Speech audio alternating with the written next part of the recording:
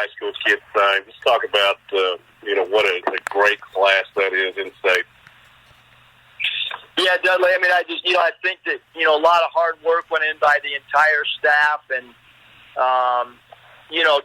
to be able to get all four really good guys that wanted to be part of the Razorback family, players that play all different positions for the most part.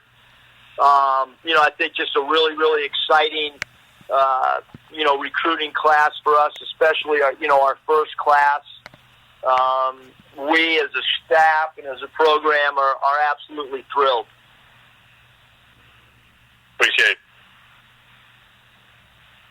Hey, Kyle, can I before there's another question, can I kind of jump in and make a little announcement?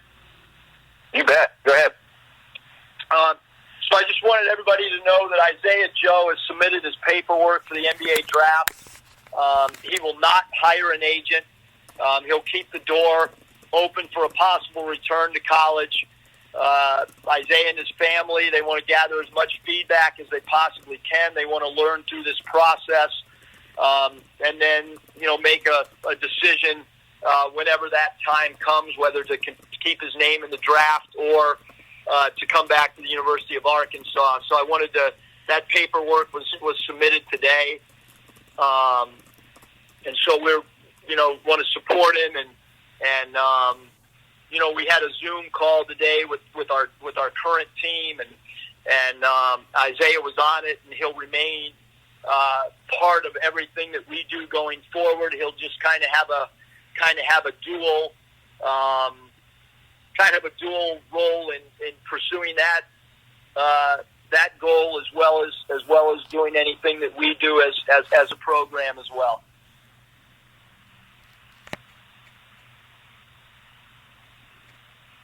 We can go back to questions. All right, Bob. Hey, Eric, how you doing? Good. How are you, Bob? I'm okay. Well, I know you said your gut feeling was that Isaiah would probably enter the draft, so it's not a surprise. But as far as the evaluation process that you've been able to get from your NBA guys about Isaiah, is there anything you can share with us in that regard? What the NBA thinks about Isaiah? No, I mean, I think that, he's got good feedback.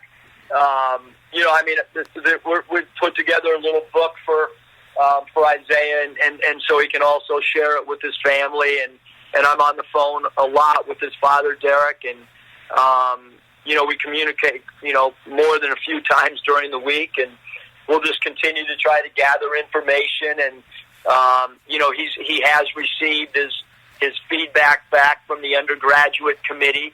That came back a few days ago, and a lot of those conversations obviously, will remain private, but he has gotten, good feedback and people, that recognize what a great player he is. Some kids they don't make great decisions when it comes to the draft. Isaiah seems like a pretty mature kid. How confident are you that whatever he decides, it'll be a pretty smart, well-informed decision? Yeah, I have no doubt that whatever decision Isaiah and his family will make will be for sure the right decision. I think the exact wording last night when I talked with Derek, and like I said, Isaiah just got off the phone on the Zoom call. They are not hiring an agent. That was made abundantly clear. That they're going through the process to use it as a feedback time and to try to make the best decision that they possibly can. But they are not hiring an agent for sure. And as far as the signing, KK Robinson, I guess he's your latest guy, and you hadn't been able to talk about him particularly. What's your thoughts about KK and what he brings to the table for you guys? Yeah, KK, one, he's a great competitor, very serious-minded about the game, really good speed with the basketball, really unselfish. When I watched him at Oak Hill, he played with some guys that really score the ball, and he was perfectly content to make his teammates better, to share the ball. He's got great court vision. He's really good in transition. He's a point guard that's a facilitator. And then defensively, he can put great pressure on the ball. He can pick up in the backcourt and turn ball handlers. So, I think that he's a guy that he's really good at advanced passes. I think that's the one thing when different staff members went to watch him practice in Oak Hill was his ability to lead transition points both off the bounce and off advanced passes. And then, obviously this season you guys did a really nice job of adjusting with a lack of depth and a lack of size. Looks like, or how well do you feel like you addressed those two issues in particular with this entire signing class? Yeah, I mean, as well as the red shirts, Yeah, I mean, I think that when you look at, size, with this sign class, obviously, you start with Jaylen at his size, Jaylen Williams, and at 6'10", and the ability to play with a couple different positions, and Moses gives us great size at 6'6", 200 pounds, and then you look at Devo Davis is long at his position, and obviously Jalen Tate. It's not just about the four high school guys, but Jalen Tate at 6'6" gives us good size. And then you think about the sit-out guys. Vance Jackson is another guy that was a grad transfer commitment at 6'9", and then 7'2" sitting out. Connor and Bebe gives us some size as well. So I think our roster looks significantly different than last year. As a coach, how much better do you feel about having, so many options? Last year you were pretty limited, especially when Isaiah got hurt. And now it looks like you've got a whole lot more things to, a lot more chess pieces on the board. Yeah, I mean, we had lengthy discussions all morning. One of the meetings lasted about 3 hours today, just about, style of play, format of practice is going to be different. There's going to be a lot more competitive things when we get back together. There'll be a lot more 5-on-5 than what we did last year, where last year was a lot of station work. But because of our depth and lack of depth last year, we had to do a lot of 4-on-0 technique work in stations, and now we're going to be able to teach more instead of teaching parts of an offense or parts of a defensive scheme. Now we're going to be able to do more whole off the fly. It'll be important as a coach to be able to, when there is stoppage in a practice, to be able to coach all 10 players off one stoppage rather than just teaching 2 or 3 guys at a station breakdown. I'll be much more involved in practice, than maybe even what I was this past year. Yeah, I had a few more questions, but I'll turn it back over to Kyle if he doesn't mind swinging back around to me at the end. Thanks, Rob. We'll come back. Alyssa, do you have any questions? Drew is going to ask questions. Thank you, Kyle. What is Drew's phone? What are the last 4 numbers of Drew's phone number? We'll come back.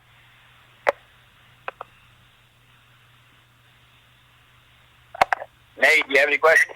Yeah, I got a couple. Eric, with the deeper roster, I mean, do you now have like a quicker hook in the game where a guy makes a mistake, you pull him out, or you still feel you need to let him play through things? No, I mean, I think, the one thing I've learned through experience is you got to let players play through their mistakes. I certainly think there was times last year where a guy could have used a quick blow to catch his breath and come back in. So I think, that'll change a little bit now, where, I thought we played really hard all possessions, but now that maximum effort is really going to have to be demanded on every single possession, which I think it was pretty close last year, but I think now, it'll be even more so. With the more size up front, you go inside more than you did last year and not rely on the three, or is it really still the same style? Yeah, I mean, I think, yes, we do have more size, but Connor Vanover's strength to shooting the three, Vance Jackson's strength to shooting the three, Jaylen Williams can make a three, Moses Moody's a very good three-point shooter, J.D. Note's a really good three-point shooter. So I don't necessarily, think that we're going to, change who we are, but you also want to go to your roster strengths, and we haven't been together, so until we're together and we figure, I'm not going to determine rotations. The players are, and that's why this time's important to them too. Who's working on their ball handling in their driveway? Who's running on their own? Who's going to come in the best condition?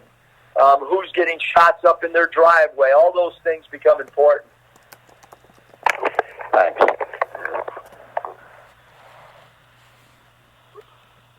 Drew, you there? Yeah, hey, Kyle. Got questions from us? Yeah, hey, Coach. Checking on Jaylen Williams, and just wanted to get a comment on how great of a passer you think this guy can be as a 6'10" forward/center, the way he can pass out of double teams. Yeah, I mean, Jaylen has proven, what a great passer he is, and what a willing passer he is. And I think that that's one of the things that the strength of our team. Moses Moody's really unselfish player. He's a very good passer. Vance Jackson has really good court vision. Jaylen Williams has great court vision. Connor Vanover's very good at the elbows as a passer. Jalen Tate's a great passer. KK Robinson has great court vision. Devo Davis has really good court vision. JD and Desi are two guys that that are willing passers, although they can score the ball. I don't think we're a ball dominant team with one guy, Isaiah Joe. If he comes back, he's proven to be, as far as I'm concerned, he's one of the most unselfish players that I've ever coached. Thanks, Coach. Thanks. Scotty? Yeah, you kind of answered my question a little bit just then. But I guess just your overall feelings about the guard group that you've got on paper right now. It seems like you got a little bit of everything, it seems. Yeah, I mean, I think that we're always looking to, you're always looking to try to continue to get better. But right now, I mean, I think we have good chemistry. I think our guys are about the right thing. Obviously, we're not going to really truly develop court chemistry until we get together. But we've been methodical on the pieces that we've added to try to keep versatility, to try to keep somewhat of positionless basketball. But we also wanted to add and have more depth, and we wanted to have more size, but still keep flexibility of trying to create mismatches on both ends of the floor. And hopefully, we'll be able to do that. And what was it like, getting to know KK's family? Because I think he pushed his signing back just because I think it was like a special day. He wanted to do it, just for his dad. Yeah, no, I think, I think that, whenever you're around really family, family-oriented people, that that's what you want in your program. And obviously, KK and his family are very, very close. And, look, he made a commitment, a long time ago to us. And so whether we got the paperwork back on the first day or today was we understood, both he and Moses, that they were fully committed, and it was just a matter of when the paperwork came in, not if it would come in. And the commitment from all these guys, like, they've wanted to be here. And that's probably, the coolest thing of all of this is just, we never worried about these guys joining us. We felt like they've been all in from the time they made the verbal commitment. Thanks. I've got one more. I'll wait for a little bit later. Go ahead, Scotty. Go ahead and knock it out. You just got one more. Yeah, I was just going to follow up with you. I think the teleconference about a month ago, what you think you learned about yourself as a coach your first year here. I mean, I think you're always trying to evaluate. We've gone back, and I'm about halfway through watching the I want to watch the full season by the end of this month. As we get into May, I want to kind of turn the page, but right now I want to use April to go back and look at things we did well, things that we want to improve on, substitution patterns. I want to try to evaluate everything, and certainly, Coach Mosier's been a big part of watching the game tape with me, and Michael Musselman and Pat Eckerman and Hayes and Riley and Coach Ruda. I mean, that group has been in here with me every day this entire month of trying to break games down and dissect them, but we feel like we had a really good year. I think there's always areas for improvement and always areas for growth. Thanks so much. Kevin, do you have any questions? No, I'm good. Thank you.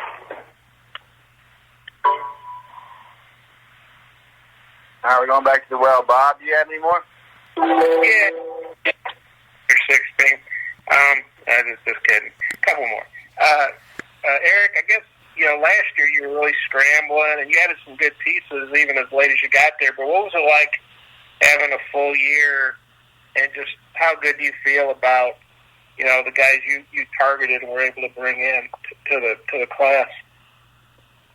Yeah, I mean, certainly we feel good about, the class, and like I said, I mean, it's a lot different feeling when you're able to, you're not worried about, moving or anything like that. So we were able to focus on our roster and have an incredible, our first, incoming freshman class is incredible. And then I think we added two phenomenal pieces in the grad transfer where two guys were immediately eligible. And I think we had some guys sitting out. We were patient with some roster spots instead of taking guys last year that maybe would have just filled a hole for the year. And, we were patient with Connor and JD. And I think those guys are really, really going to be able to help us. And you got, including the redshirts, 9 newcomers. Those guys, redshirts, have college experience, but they've never played for you at Arkansas. Especially when we don't know when you're going to be able to, bring in guys for workouts and stuff. Like normally they'd be working together in the summer. How big a challenge is that with 9 new pieces, trying to put a team together under these circumstances we're all under right now? Yeah, I mean, the good thing is, I think my background of being in the minor leagues and having I've had a lot of flexibility in rosters, and at Nevada we had a lot of new pieces on certain years. And the good thing is, Connor, Bebe, JD. I mean, those 3 guys, they know our verbiage, they know our terminology. Obviously JD, Desi, Ethan, Reggie, Isaiah. I mean, that's 8 guys. Emeka, that's 9 guys that can help any of our new guys from a terminology standpoint and so forth. So, yes, we have a lot of new guys, the 4 freshmen and Jalen Tate and Vance Jackson that we've got to get up to speed as quick as we possibly can. But I think there's some guys who can really help from a culture standpoint as well. And then I know you said when you got hired, there wasn't a ton of high school players in Nevada, and you had to go out and get guys like California and things. Were you surprised, I guess pleasantly surprised, at how many top high school players Arkansas produces, at a fairly regular pace? Yeah, I mean, I think that we knew, because I had known about the history, and And obviously, when you look at the past of how many great players have come out of this state, we are fortunate that that there was 4 guys in the top 100. We got all 4 that were consensus throughout many of the different rankings.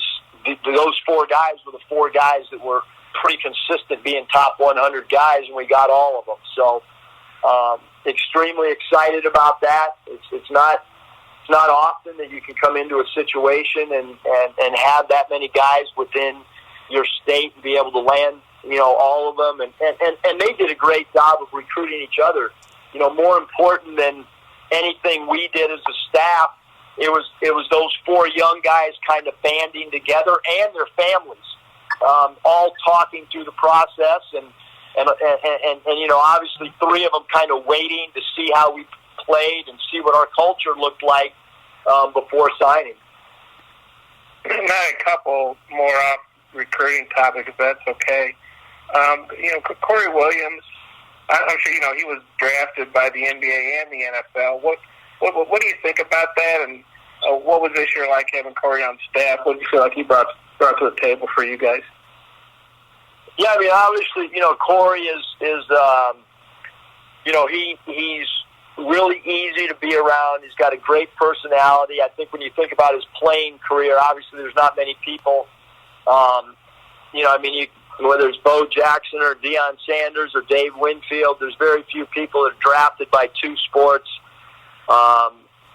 Corey's got a lot of great stories from his time in the NBA. He's a former head coach, so that puts me at ease. His wife is a great part of our basketball family. And, she gets along with everybody. Corey gets along with everybody. Corey is a guy that does a great job with life skills with our players. He's a very spiritual man. Our guys like to confide in Corey. They like to lean on him.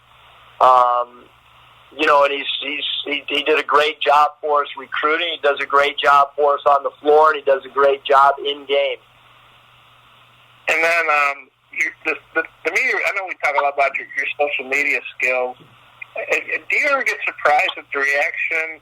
Most of it pretty positive. I guess there's been at least one SEC assistant coach out there that seems to have targeted you for maybe going overboard. I don't know. What do you think about the media or the social media reaction to your videos, which is pretty overwhelmingly positive?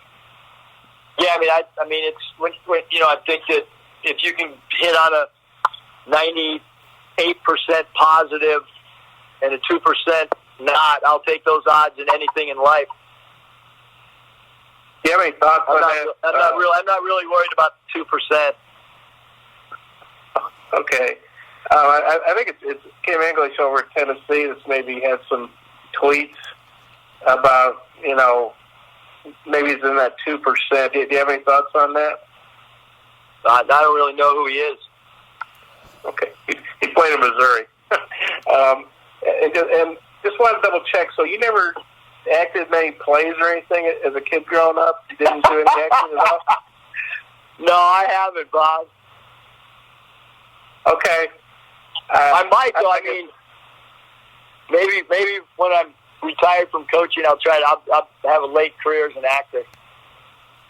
Maybe you could do some community theater or so.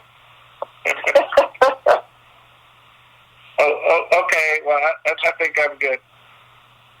All right. Thanks, Bob. Nikki. Hi, Coach. How's it going? Good. How are you, Nikki? You've been quiet lately. I'm good. Last week you mentioned the new proposal that prospects or players will get a one-time penalty-free transfer rule. What do you think that will do to the complexion of the game? Yeah, I mean, that's a great question, Nikki. I'd rather not, not comment until there's clarity of, if it's going to pass, and then if it passes, when exactly it goes into effect. Just as anything, when we know what that is, I can give a better feeling. But I do think that any time with anything that we can give, the student athletes, it's all about them, and whatever helps them have the 4 best years of their, or 2 years or 3 years or however long they're in college, that they can have the very best lifetime experience. I'm all for it. One more, Coach. KK and Moses playing at Oak Hill and Montverde. What do you feel like that adds to their game, if anything? Do you think they have any kind of competitive advantage playing with and against some of the best in the nation consistently, not just through AAU? Yeah, I think that for sure,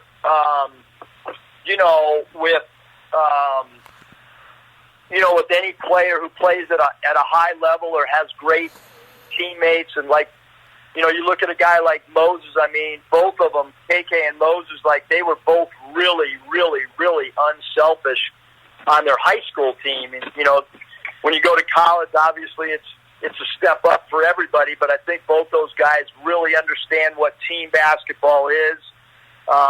Both those guys played for 2 coaches that could be college coaches. There's zero doubt. That both those guys are college-level coaches. They're probably better than a lot of college coaches, to be quite honestly. They're probably better than a lot of college head coaches for sure. So they're coming from great programs, have been well coached, understand what team basketball is. Gotcha. Thanks, Coach. Yeah, thanks, Nikki. Trey. Hey, Coach, it's Trey. Hey, Trey. Most of my questions have been answered, but I do have one it's not really Razorback related. But I was wondering, it's actually kind of in 3 parts. But did you watch the first 2 episodes of The Last Dance last night? In your opinion, is Michael Jordan the greatest of all time? And if so, why? And how many points do you think? I know you probably hate hypotheticals like most coaches, but how many points do you think he would average in today's NBA? Yes, I did watch it. My wife watched it with me. She told me to shut up because I kept referencing things that I either knew of or was semi a part of. Or my daughter, actually, I couldn't believe that she sat through 2 episodes at her age, but she did. I thought it was an incredibly great show for not necessarily people my age. I think for our student athletes or younger, it was great because they've heard about the Bulls and Michael Jordan, but they don't really know. And I think it was eye-opening. We talked today with our team on a Zoom call. I kind of asked them what lessons, what an incredible lesson to hear Michael Jordan's mom talk about when he was cut. They didn't, he didn't want to transfer schools. Basically, the family told him to stop complaining and go work hard and earn your way onto the team.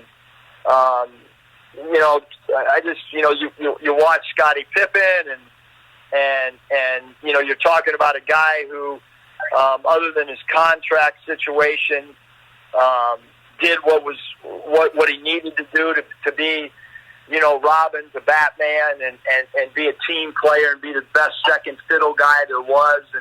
And the cool thing, and we talked about our team, there was a lot of Arkansas stuff involved in that show. Mm-hmm. Whether it be Pippen where he grew up or the Central Arkansas stuff and Joe Klein. And so a lot of Arkansas, stuff in those first 2 episodes. Yes, in my time, Jordan was the hardest guy to prepare for. He had a lethal post-up game. Interesting, I was going through some of my old notes. I obviously tweeted out, the 4 box scores when I was an assistant with Chuck Daly, and we played that particular team when I was with the Orlando Magic, and then I went back and looked at the box scores when MJ played his last year with Washington, and one of the games we couldn't stop him in the post. He just torched us with his turnaround jump shots. I don't know if there's too many players that have ever used the backboard. His shots off the glass were insane. And obviously last night's show portrayed what he did in that Boston series with a young player and the team that really didn't have much around him, and how he could carry him against a veteran-laden team that had great team defense, whether it's, Bird or McHale or Walton or Rick Carlisle or Danny Ainge or Dennis Johnson. I mean, that was an incredibly great defensive team, and he just torched them. So in my mind, yes, MJ is the greatest of all time. And by the way, Bill Clinton and Sidney Moncrief also in that. I know this is a speculation question, but in today's NBA, how many points do you think a Michael Jordan in his prime would average?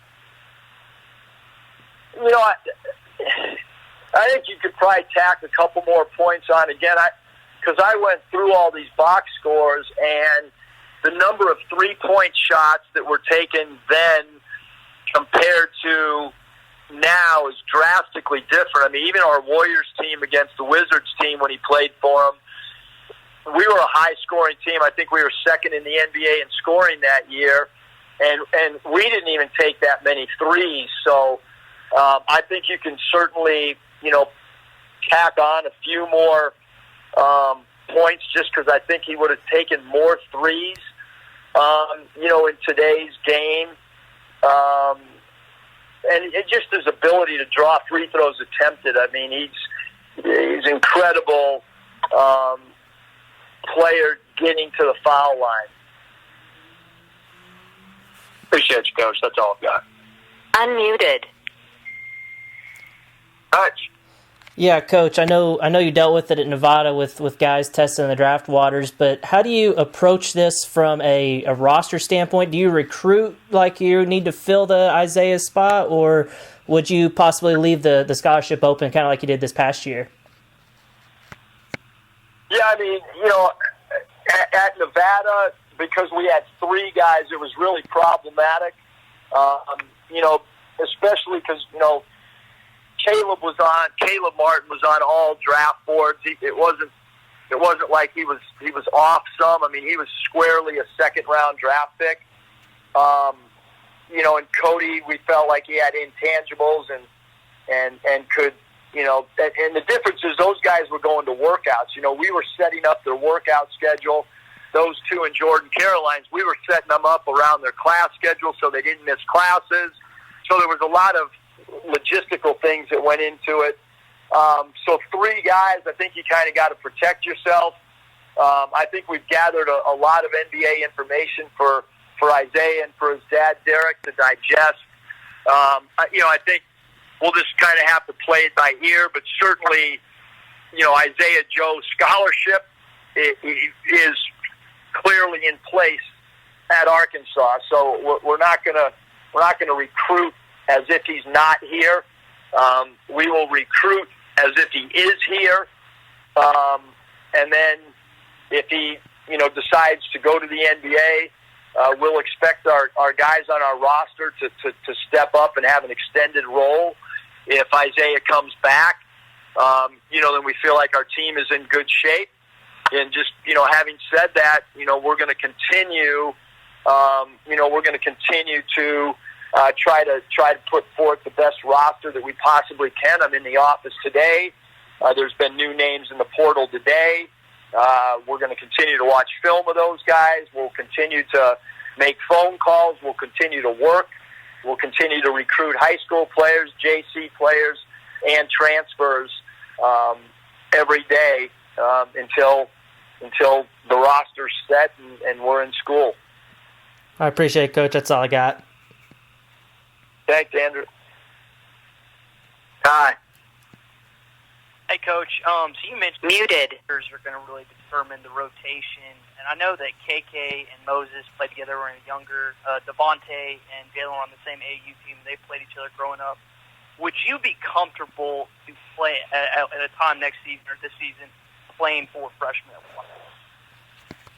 Yeah, I think it's same thing in the NBA. I mean, if you have really good rookies, you play them. If you have really good freshmen, you play them. I mean, at Nevada, Cam Oliver, And Lindsey Drew, my first year at Nevada, you can look at the minutes those two guys played and look at the number of starts they had. I mean, we're certainly going to play the guys that are the best and fit together. And again, I think that you look at those two guys at Nevada, and you look at their minutes and their number of starts, and whoever fits the best will be the guys that earn the rotation and earn the minutes. I got one more. It's a little off base. I know you've talked extensively of how much your father's impacted your coaching career. How cool is it that you get to share a similar type of legacy with your son, Michael? Yeah, no, I mean, it's, probably the one kind of regret that I have is that my dad wasn't living when I became the head coach of the Golden State Warriors, and I remember taking a little break right before the press conference. I even asked my mom to leave the room.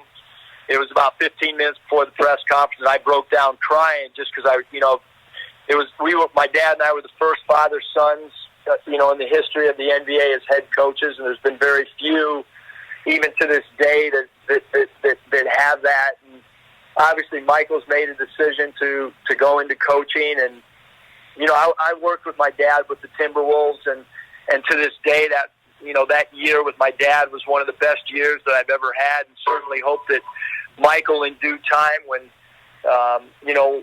he's not coaching with me, that he'll look back at this time. But we've been fortunate, that he was a graduate assistant at Nevada with me, and so now that both Nevada and Arkansas, he's been a part of it with me, and he's learning, and he does such a good job because he's so close to the player's age and can tell me, hey, Dad, that's not really cool on social media, or hey, Dad, that video, we're not going to release that, or hey, Dad, this is a good idea. And certainly on our visits, he's done a really good job of connecting with people. So that, from a personal standpoint, to be able to work with your son is a really, really cool thing. I don't know if he thinks it's cool, but I do. Unmuted. All right, I'm going to open everybody up. Anybody have any more questions for Coach Musselman here before we go? Thank you. Yeah. This is Bob again. I had one more. And sorry, Bob, I have a question. Okay. Who's that? No, sorry. Go ahead, Bob. Sorry. Oh, okay. Hey, when you tweet out those pictures of box scores, were those like the original box scores from 20 whatever years ago, or had you just made copies of those like off the internet, or how old were those boxes? Those are copies, probably from, I'm going to say, my Warrior days, actually. Okay, so why do you have all those old boxes? Well, I'm sitting here with Mike Haywood. I got all of our old practice plans. I actually went today. I have the entire that year with Orlando Magic because I wanted to tweet out the practice plan leading up to the Bulls. I actually have practice plans, the entire training camp practice plans, and then I stopped and I miss like 2 weeks in November. It goes till November 10th. I tracked down Tom Sterner, and Tom Sterner's actually sending me in the mail all of our practice plans because I'm missing about 45 from that year. And Kaywood's sitting here right now. He's got the practice book with the handwritten notes, so he can take a picture and send it to you if you want him, Bob. Okay. And then I may get my years mixed up, but you mentioned about Jordan and the Wizards. I know by then he sat out a couple of years, and then he was like, 38 or 39 or something.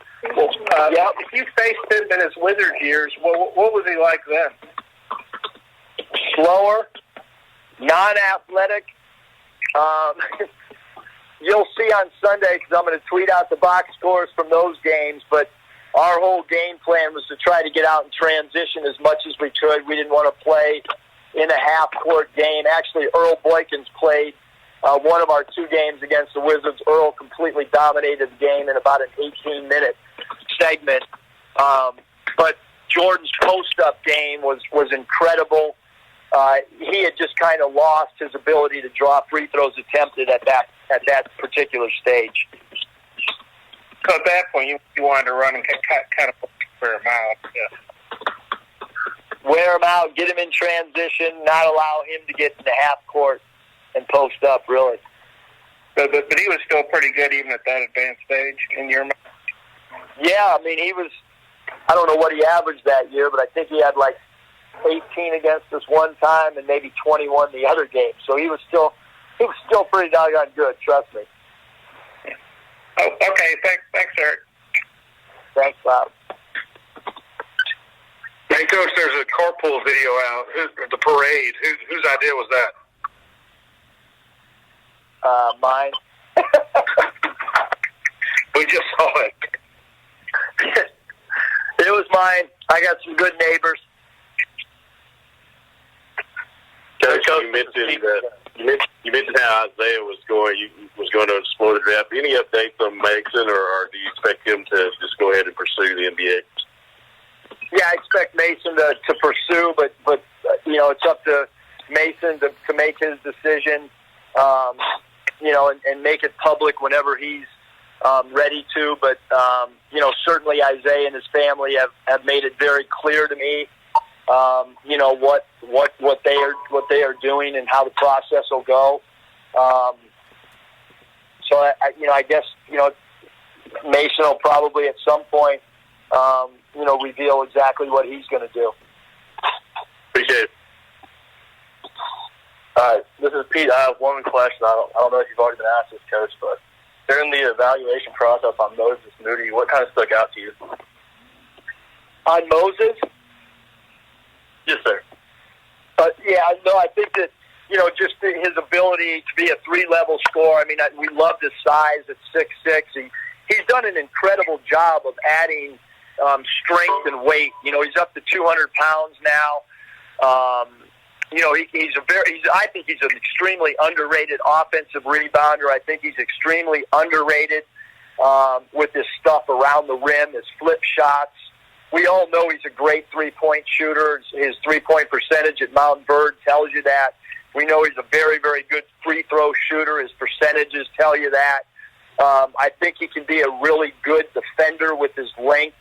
I think he'll be an excellent defensive rebounder at that small forward / off guard spot. So just his versatility. And then I know for sure what a great teammate he is and how unselfish he is and how he plays the game the right way. And he's got a very high basketball IQ. Thanks, guys.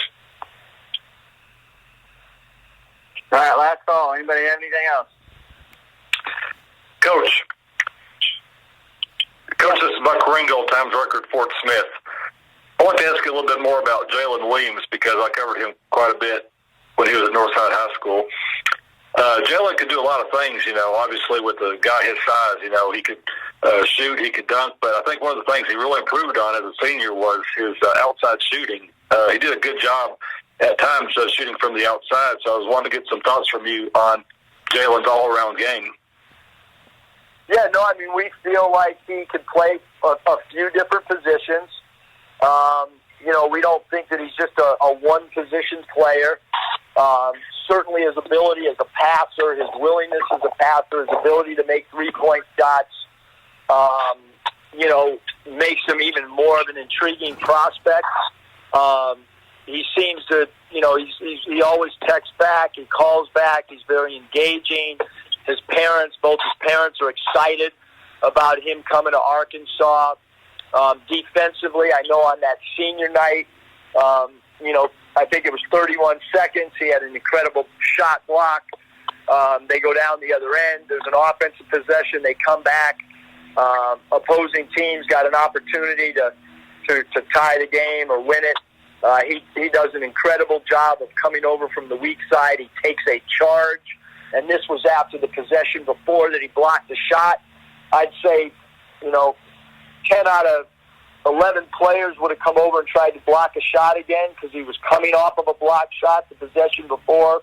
But he took the blow in the middle of the chest, took a charge, 2 game-winning plays at the defensive end. And, that particular night, those two plays stood out to me as winning plays in a big game with a great crowd.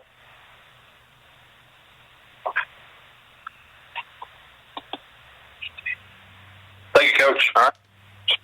Yes, thanks. All right. That's going to wrap us up. Mike, thanks for the time. Thanks. Appreciate it. Thank you.